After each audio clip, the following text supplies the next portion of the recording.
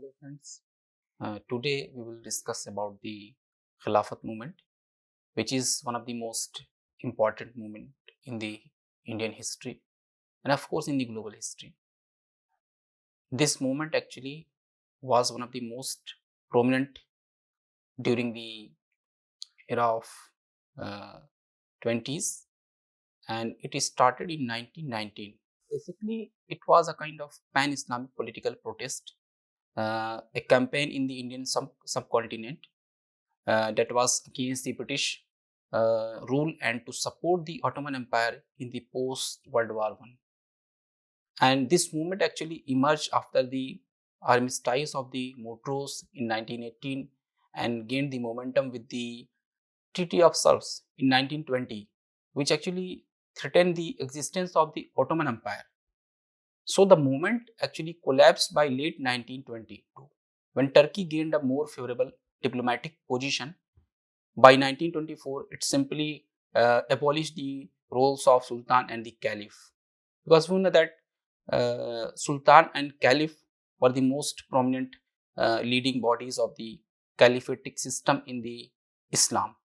So in India, although mainly Muslim religious movement, the movement became a kind of or the part of wider Indian subcontinent movement uh, led by the prominent Muslim leaders such as Muhammad Ali Johar, Shaukat Ali, and Abul Kalam Azad, which also received support from the Indian nationalists and even from some of the communist factions. Moving in the further direction, that movement also integrated religious rhetoric into Indian Muslim politics and also provide strength to the role of the Muslim clergy in the political life, leading to the formation of Ulama Hind, which is a kind of religious and the political organization of the Muslims that still is working in India.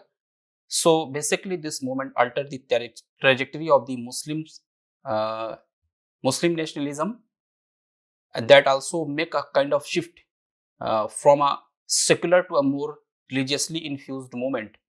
Initially, it aligned with the broader Indian national movement, and particularly through the Lucknow Pact of 1916. However, this intervention of the Khilafat movement somehow disrupted the unity that was established by the Lucknow Pact, and also pointed out or highlighted the division within Indian Muslim politics, particularly between those who were advocating for the religious identity and those who were focusing on broader nationalist goals. Now, despite its eventual collapse, the Khilafat movement left a lasting impact on the Indian Muslim politics and also contributed to the ideological development of the modern Indian Muslim thought, and also influenced the political strategies in both India and Pakistan. Friends, now we are coming towards the background of the movement, that how it all started. Basically, the Ottoman Empire, as we know that it was established in Turkey, and this empire basically joined the World War I on the side of Germany. So Allied forces decided to divide Turkey and end the institution of the caliphate after their defeat. Indian Muslims felt a kind of religious duty to support Turkey due to their deep-rooted devotion to the caliphate. And the caliphate was seen as a symbol of unity for Muslims across the world. Later on, the Treaty of Sevres in 1920, which imposed the harsh term on Turkey, including the loss of territories like Smyrna, Thrace, and Anatolia. Now, the British government uh, was failed to protect the Ottoman territories, and the caliphate sparked anger among Indian Muslims. So, Muslim leaders uh, such as Maulana Abul Kalam Azad, Maulana Muhammad Ali Johar, and Maulana Shaukat Ali were arrested for protesting against British policies. After these events, we are coming towards the importance of the movements. That why this movement was so much important, because the Khilafat movement uh, left an impact as a first major political involvement of the common man in India. So ordinary Muslims made numerous sacrifice and sacrifices to protect and restore the caliphate. though the Caliphate movement ultimately failed, but it led to the groundwork for the Pakistan movement. So the involvement of ordinary people in the Khilafat movement brought politics to the streets and garnered widespread support. The movement saw support not only from the Muslims but also from the Hindu friends, fostering close relationship between leaders and the common people. These relationships actually formed a solid foundation for the Pakistan movement, ultimately led to the creation of the Pakistan. So, in the same row, we can see that a kind of committee that is called as All India Khilafat Committee was established in July 1919 in Bombay to safeguard the institution of the caliphate and protest against allied actions in Turkey.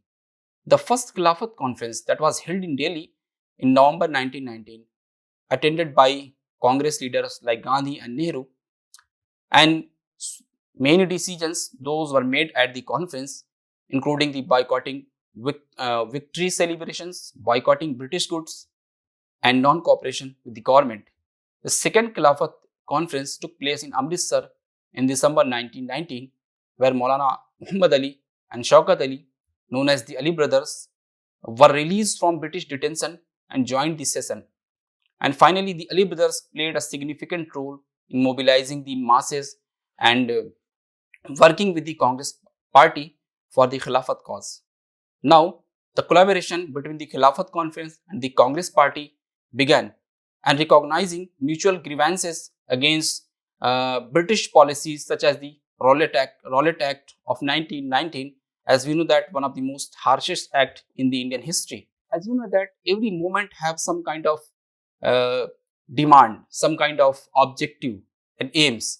Similarly, this movement was not escaped from that position, and demands of the movements were preservation of the territorial integrity of the Turkish Empire, and also the retention of the institution of the caliphate, and also the custodianship of the holy places by the Turkish government.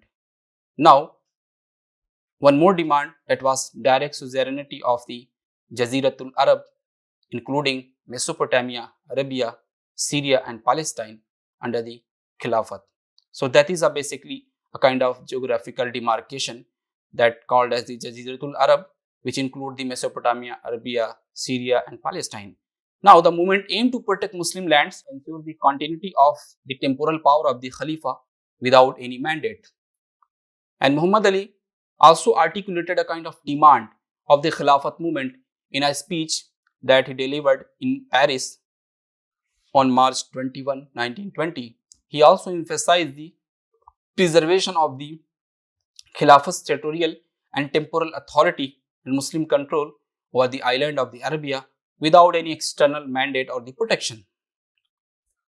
Now, in the same way, we are coming towards the knowing that so many events and acts those were endorsed by the British government during the uh, Khilafat movement.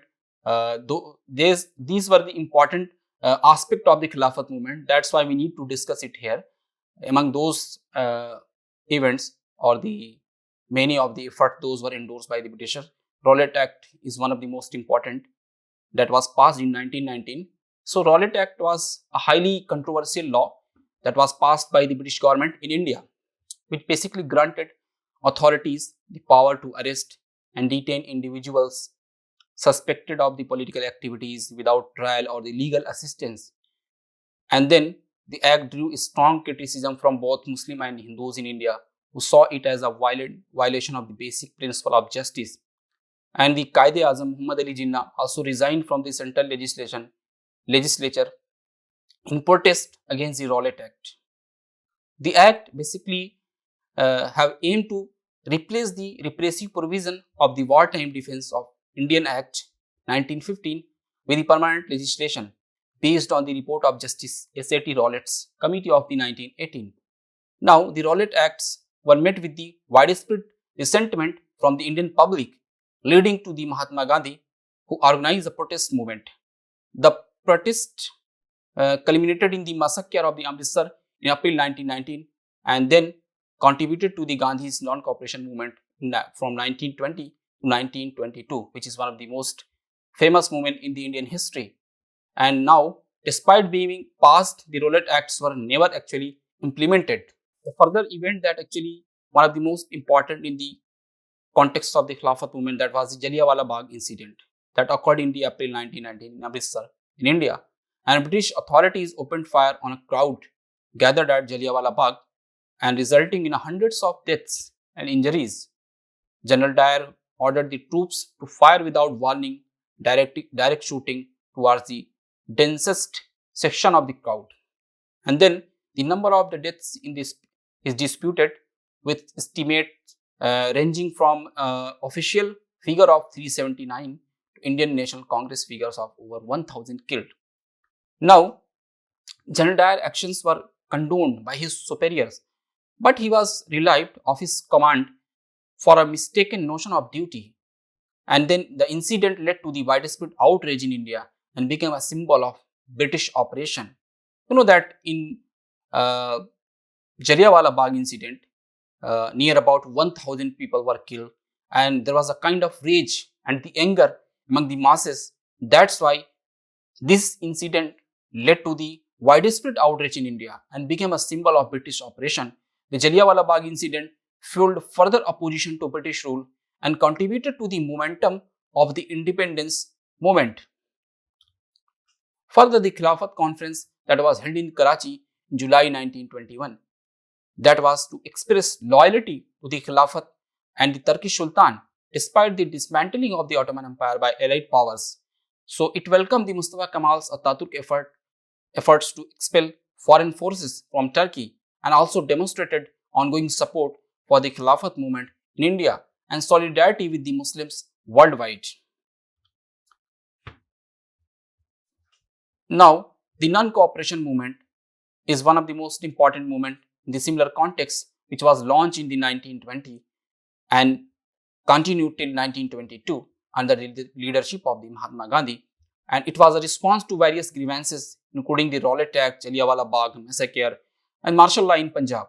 Finally, a call for the surrendering titles and the offices, boycotting government functions, schools, and British goods, and refusing recruitment for military services, and aim to establish native educational institutions to promote khadi, homespun cloth, and foster Hindu-Muslim unity. The movement also provided a kind of suspension that abruptly, after violent incidents, including the Chauri Chaura incident, in which the police officers were killed by a mob.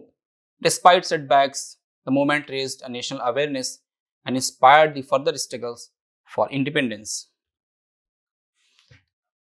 Now, the Hijrat movement that was happened in 1920 and 21 declared India a Darul Harb, the home of war, by some Muslim leaders, urging Muslims to migrate to Darul Aman, home of peace, triggered by the British operation and inability to compete with aggressive British policies. Thousands of the Muslims migrated to Afghanistan and they started facing hardships and disillusionment.